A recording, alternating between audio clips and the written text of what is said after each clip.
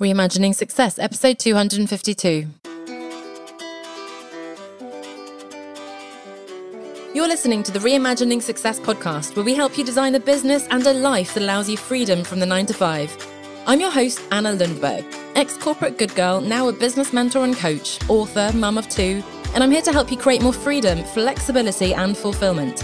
Now let's get started with redefining success outside of the 9 to 5. Hello, and we're continuing on the topic of personal brands. So we talked about niching, the importance of niching a couple of weeks ago.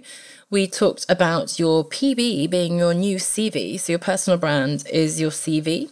And today I wanted to inspire you, hopefully, with what I'm calling at the moment the different levels of personal brand progression.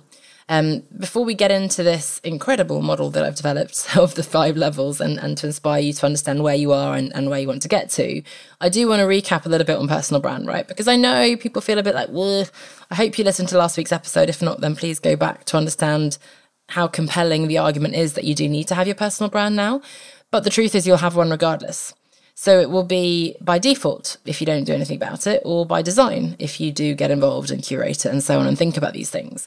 So the truth is everybody has a personal brand. People are saying things about you. They're not saying things about you. They're finding things about you online. They're not finding things about you online. Either way, there is a perception, a brand. And if you're not looking at that, and if you're not aware of that, and if you're not kind of, I hesitate to use the word controlling that, and manipulating all sound terrible, but managing, let's say, massaging that totally authentically, totally truthfully, and so on. It's not about lying and pretending to be someone you're not, but still presenting kind of a united front, a clear, compelling, coherent image to people. So you're going to have one regardless, whether by design or default.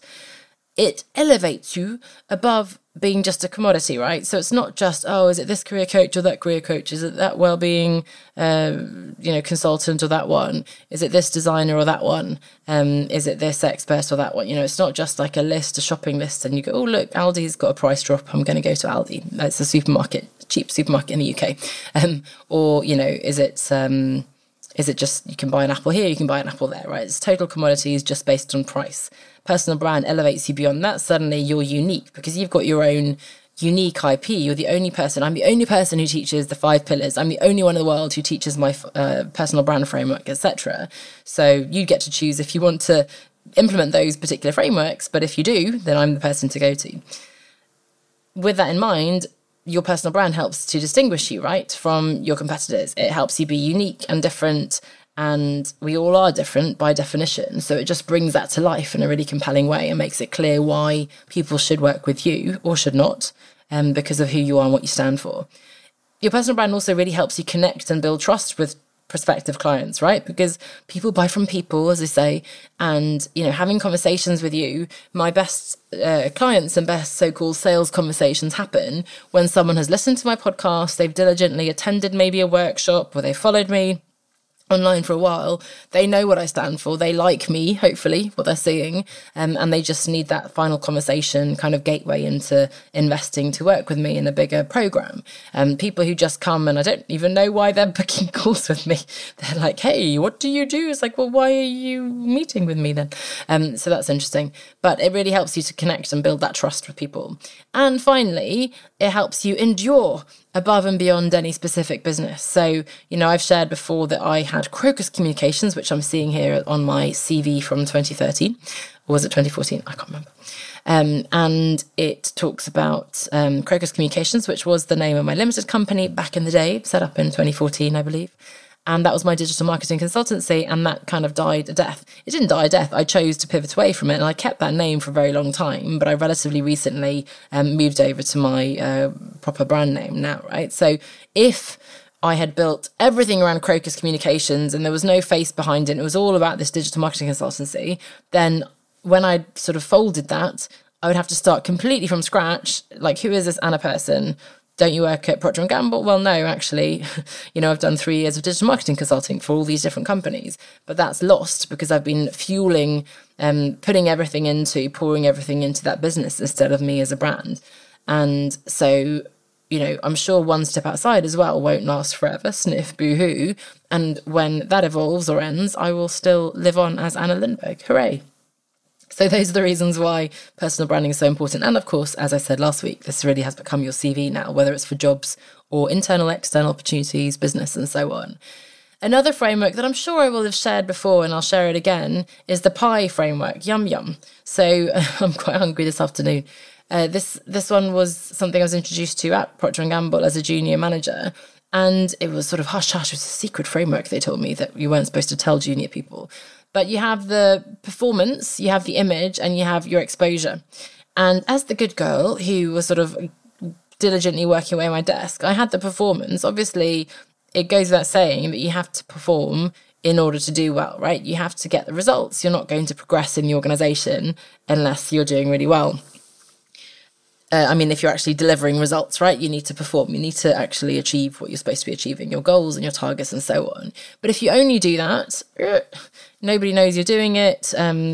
Certainly in the kind of environment I was in, there was a panel of people who needed to kind of, I don't think they voted for you, but, discuss who was ready for promotion and so on. If they had no idea who Anna Lindberg was, that would never happen. So performance is one thing, but then there's image, which is, to an extent, your personal brand, but I hesitate to use the word image. I think personal branding is so much more, but it's really the perception that other people have of you, right? So when people interacted with me, they thought I was amazing, great. However, the third piece of pie is the exposure, which is, in my case, and I'm really thinking about this specific situation, I had been working in this little team over here on the floor, and nobody in the whole company knew me outside of that team, right? No, if I wanted to move into a different team, different department, different brand and so on, they had no idea who I was. So I really had to work on that. So I became aware of the fact that, if you have only performance and image, let's say I had that, then I was the industry's best kept secret in a way, right? So nobody, if that's my business, I have no exposure to the right people. The people who do come into contact with me think, oh my gosh, she's amazing, but hardly anyone does. So that's not great. If you have image plus exposure, but you don't have the performance, obviously that's not good either, because there's no substance there. You just fluff, you shiny, but there's no results to back it up. And then if you've got the performance and exposure, I'd argue that, there's no coherent personal brand there. There's hang on a second, what do they, what value do they bring? What do they stand for? Like, yes, people know who you are and you're getting results, but not quite sure really what you are and who you are and so on, right? So those elements of pie, I think, are really interesting to think about. You need the performance, you need to get the results. You need the image, you need to be clear on, okay, well, these are my core values, this is the value I bring, this is my credibility, this is the expertise, this is my message, and so on. And then finally, the exposure.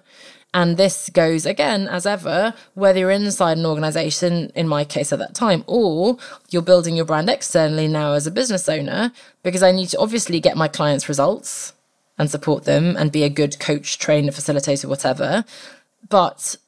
And that's sort of the results in a way. Then there's the image of, okay, but what do I actually stand for? When people come into contact with me, is there kind of a coherent message coming across through my content that I'm putting out and through the conversations I have and all the touch points? And then the exposure. If I'm just tweaking my website and my social media and so on, then nobody new is coming into my ecosystem. Nobody's actually seeing what I'm doing. Then my community is not going to grow and I'm not going to build a successful business.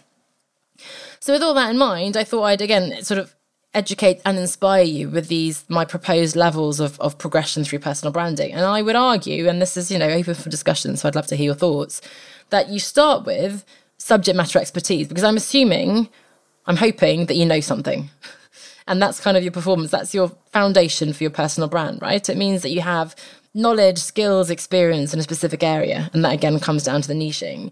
So being a subject matter expert means that you have the credibility. Look, I'm the sort of go-to resource in this area. However, at that point, you're only really known in my case, that immediate team or in that company, or you've just qualified in something and you've got the skill, but nobody else in the world knows, right? They maybe think of you as something totally different. So subject matter expertise is amazing and necessary, but that's it. The second level for me then, and I've gone through these stages, so that's why I feel like they're very accurate, also what I see with clients, is content creation. Now, it might seem that odd that comes so early on, but actually it's relatively easy now. It's very easy to start sharing. I know it might feel, oh, I don't want to go on video, and it's hard to think of things when you're first starting, but it's so easy for people to put out content. Everybody's doing reels and videos. People are even doing podcasts and writing books. It feels like everybody's doing everything, right? So you're now sharing your expertise, insights, perspectives with other people. You're writing articles and maybe filming videos and social media posts and so on. So you're building that online presence and you're beginning to engage with people. But I would argue at this stage, we're kind of regurgitating, when I started and I see, again, coaches do that now, I'm like, oh, I work with a coach. This is why coaching is different to mentoring. This is how you hit your goals. Really powerful stuff. And I was passionate about it coming out of the coaching certification, but it's very generic. I'm, regurgitating what other people would say too. So that's content creation. Great. Such a great step, an important one. Then the next one, which some might argue is sort of the pinnacle, but for me, thought leadership, I'm defining that as, okay, I'm actually developing my own thinking, right? So I've become not just an expert, I've become comfortable sharing my ideas, but I now have some views based on that expertise and experience and understanding that might possibly go against conventional ideas, right? And I disagree with other coaches and other business mentors and so on. And I begin to have a different kind of conversation and I become kind of an influential authority in that area.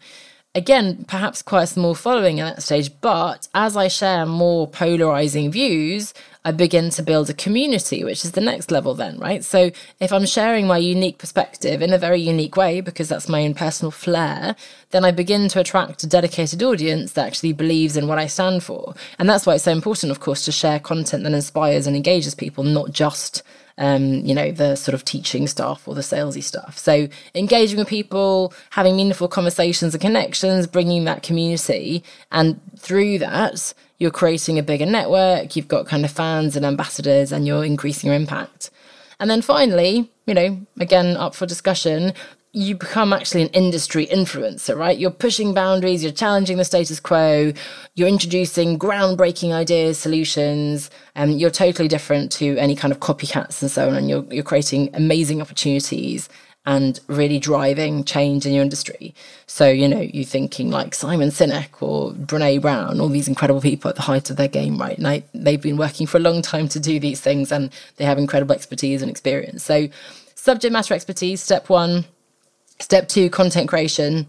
Step 3, thought leadership. Step 4, community building. And then step 5, industry influence. And I find this pretty exciting. I hope you do too. And pretty, doable if you think about a long enough time frame. So it also means you don't have to go straight into becoming the go-to guru in your space. You begin to create content, you begin to develop your thinking, and over time you build the community and you become more sort of at the top of your game, right? And again, it doesn't have to be celebrity. We're talking about being known within your niche. So I'd love to hear from you. Where are you in those levels from 1 to 5? And of course, if you'd like my help in getting to the next level, just message me impact on any social channel. You can find me at Anna S.E. Lundberg or email me at podcast@onestepoutside.com. So impact to work on amplifying your impact in your industry and beyond. And I hope this episode was useful to inspire you as to how you can progress, but also while you dream big, how you can start taking action now in terms of building that content and developing new ideas that you can tentatively put out into the world and start to gather momentum. Looking forward to your insights on this one. Thanks so much for listening, and I'll see you next week when I believe we have an interview for you. So looking forward to sharing that one. Bye for now. Building a strong personal brand is important whether you're a freelancer, an entrepreneur, or an employee. If you'd like help getting clear on what you want to stand for, mapping out how you can amplify that message, and stepping up as a true leader in your industry, get in touch. You can book a call at onestepoutside.com/call. That's onestepoutside.com/call.